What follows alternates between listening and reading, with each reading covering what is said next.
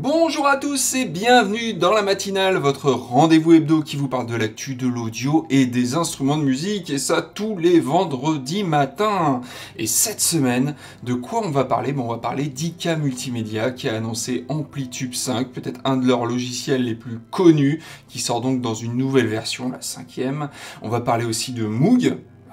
Pareil, un énorme constructeur de synthé, de Modal aussi, encore du synthé, désolé, de synthé, et puis on va parler d'un livre que j'ai ici entre les mains et qu'on va pouvoir feuilleter tous ensemble. Mais avant de balancer la sauce, n'hésitez pas à vous abonner à la chaîne, à mettre un pouce bleu, et puis c'est parti.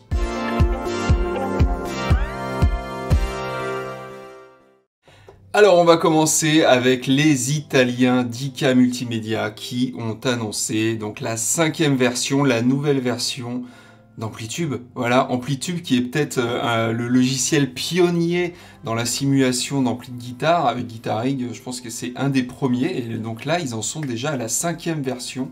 Alors, quelles sont les nouveautés de cette nouvelle version? Eh bien déjà, il y a la section cabinette qui utilise une nouvelle techno qui s'appelle la VIR, c'est la réponse impulsionnelle volumétrique. Alors qu'est-ce que ça veut dire? Ça veut dire qu'en fait, il n'y a pas moins de 600 IR, donc de réponse impulsionnelle par haut-parleur. C'est-à-dire que si vous utilisez par exemple un cabinet qui a deux haut-parleurs, à ce moment-là, ça fait 1200 IR, parce qu'il y en a 600 par haut-parleur, et si c'est un 4x12 par exemple, et ben là, du coup, ça fait 2400.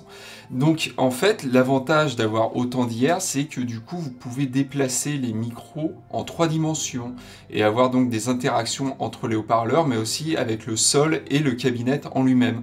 Donc, c'est assez énorme ce qu'ils ont fait. Ils ont mesuré pas moins de 100 cabinets, ce qui fait quand même 143 000 IR, et ils ont fait ça, heureusement, rassurez-vous, avec un robot automatisé qui se déplace tout seul avec le micro.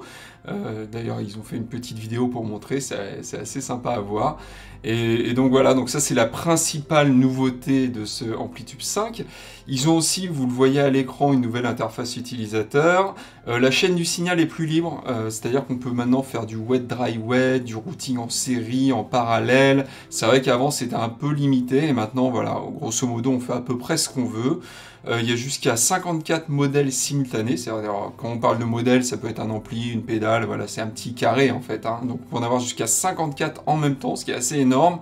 Tout ça fonctionne avec des glissés-déposés. Il y a un nouveau mixeur aussi avec 19 effets de studio qui sont issus de T-Rax, donc c'est leur suite de plugins plutôt orientés studio d'IK Multimédia, donc ils ont repris ça.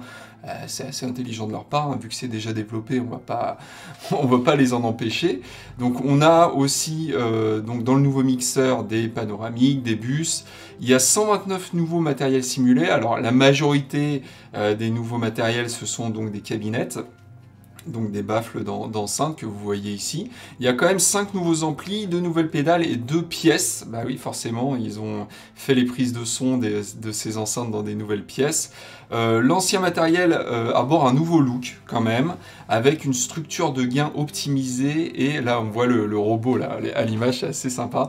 Donc avec tous les anciens amplis en fait ont quand même une structure de gain optimisée, une meilleure interaction entre l'ampli de puissance et le haut-parleur.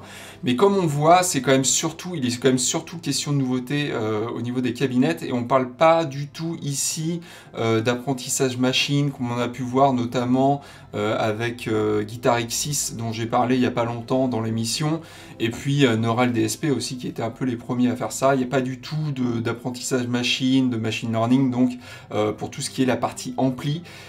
Donc voilà, à voir si du coup les nouvelles enceintes suffisent à tenir la comparaison avec Guitar X6 et tout ce qui sort de chez Neural DSP. Ça reste la grosse interrogation. Moi j'ai hâte de tester en tout cas tout ça. Et puis on verra ça, on comparera de toute façon, mais c'est vrai qu'en tout cas il ne parle pas du tout de vraies nouveautés au niveau des amplis. Donc ça c'est la question qu'on peut se poser. On va continuer avec Moog qui a annoncé un nouveau synthé. Et ça arrive pas si souvent que ça. C'est en fait un synthé que vous connaissez peut-être déjà. Et il s'appelle le Werkstatt 01. C'est un synthé analogue qui avait été à la base développé à l'occasion des ateliers du Moogfest 2014. Et en fait, il avait été donc développé à l'occasion de ce Moogfest, mais il n'avait jamais été produit en série.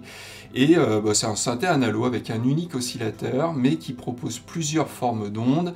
Il y a un filtre Moog en échelle, un LFO analogique, un générateur d'enveloppe, un VCA, une sortie audio, et une conception donc semi-modulaire avec une petite baie sur la partie de droite pour, du coup, voilà, pour ajouter ce que vous voulez. Il y a un expander CV pour ajouter des entrées sur mini jack aussi, donc vous voyez là il s'amuse le monsieur avec tout un panel semi-modulaire, c'est assez cool, et surtout que c'est pas trop cher, du coup c'est à moins de 200 € si je me rappelle bien, et voilà quoi, donc Moog qui sort un nouveau synthé. Bah, ça arrive pas tous les jours, et surtout que celui-là, c'est un synthé qu'on connaissait, mais qui avait jamais vraiment été produit en série, donc voilà, cool.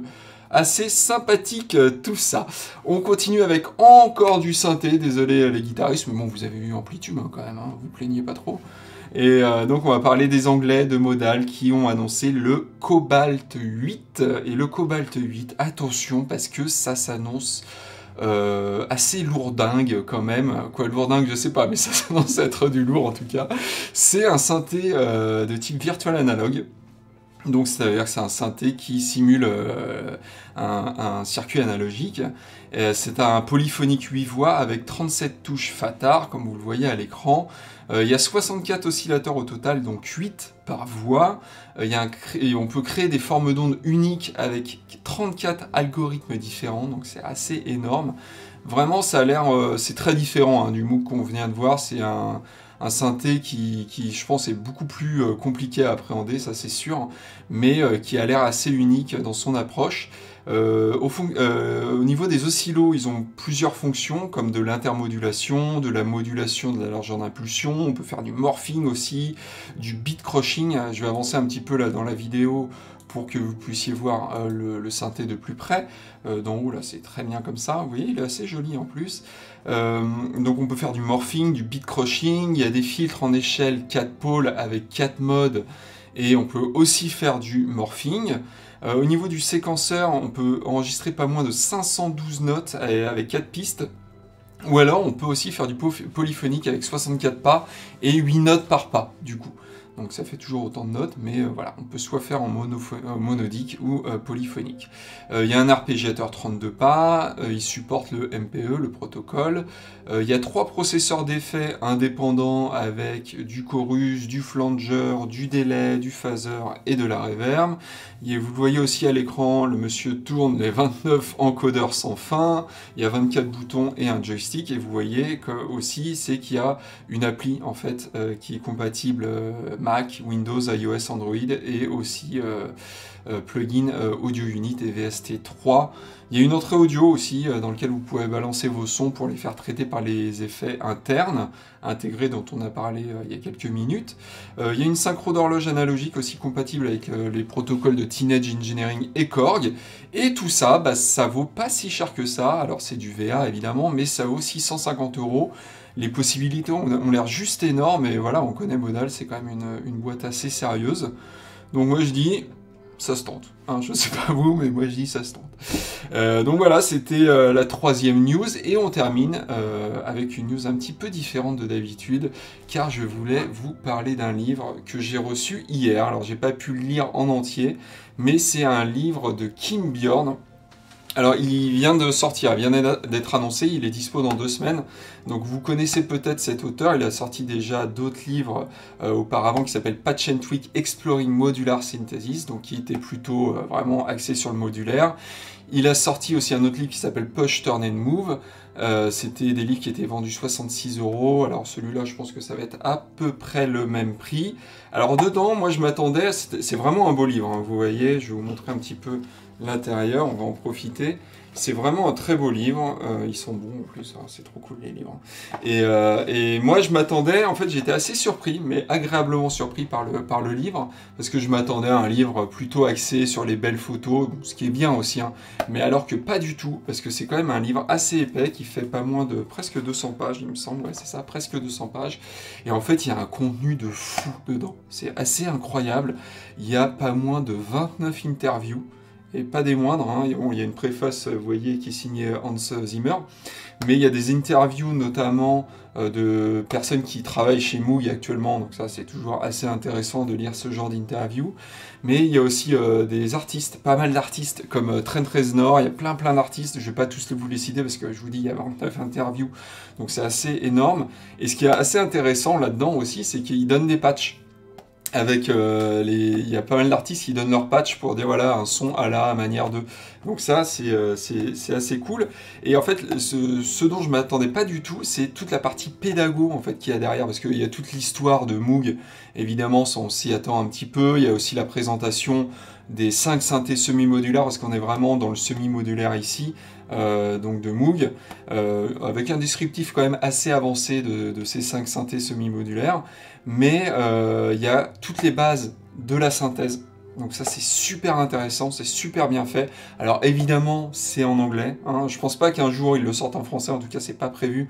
Donc malheureusement, bon voilà, apprenez l'anglais, hein, c'est le seul conseil que je peux vous donner, parce qu'il y a plein de choses. Alors Audiofanzine c'est cool, c'est en français, mais il y a quand même plein de choses, de livres, même de sites internet qui sont en anglais, donc ça vaut quand même le coup d'apprendre cette langue.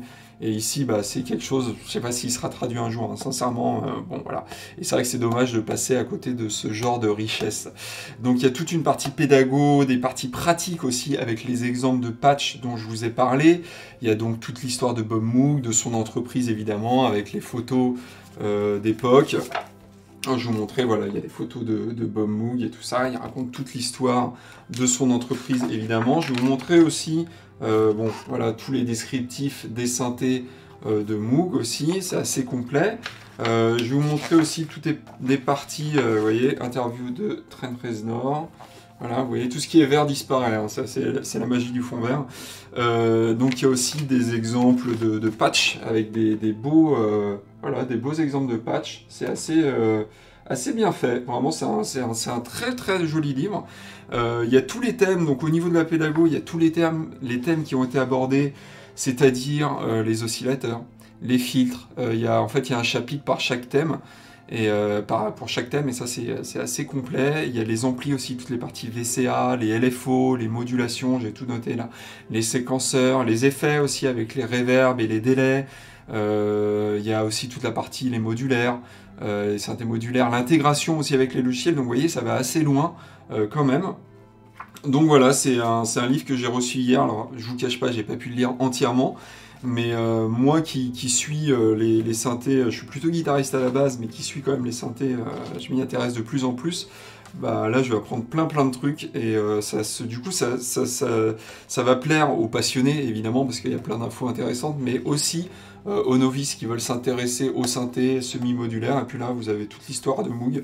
Donc moi, perso, je pense que je vais le lire très prochainement. Il sort dans 2 semaines. Je pense que ça va être une 60aine d'euros dans toutes les bonnes crèmeries, hein. C'est vendu en fait dans les magasins de musique que vous connaissez déjà. Donc voilà. Voilà, que dire d'autre, c'est super. Et puis allez voir aussi Kim Bjorn, il a plein d'autres, plein d'autres, non, il en a 2 ou 3. Il y a aussi un livre sur les pédales d'effet, les pédales guitare qu'il a coécrit avec un autre auteur. Donc voilà, n'hésitez pas à me dire dans les commentaires si vous aimez que je parle d'autres choses aussi, si vous aimez que je parle de livres et que je vous montre un petit peu en détail, que je vous en parle. N'hésitez pas à me le dire dans les commentaires, et puis je vous rappelle, abonnez-vous à la chaîne, parce que je reviens tous les vendredis matins, et puis je suis pas le seul, tous mes collègues aussi reviennent avec des vidéos super intéressantes. Donc mettez un pouce bleu pour nous soutenir, faites grossir le nombre d'abonnés, la communauté. Nous, ça nous aide, ça nous motive, et c'est top. Donc voilà. Et bah écoutez, j'ai plus qu'à vous souhaiter une excellente journée, parce que c'est le matin, normalement, pour vous, si vous regardez ça le matin. Et puis sinon, une bonne soirée, et puis je vous dis à la semaine prochaine. Ciao!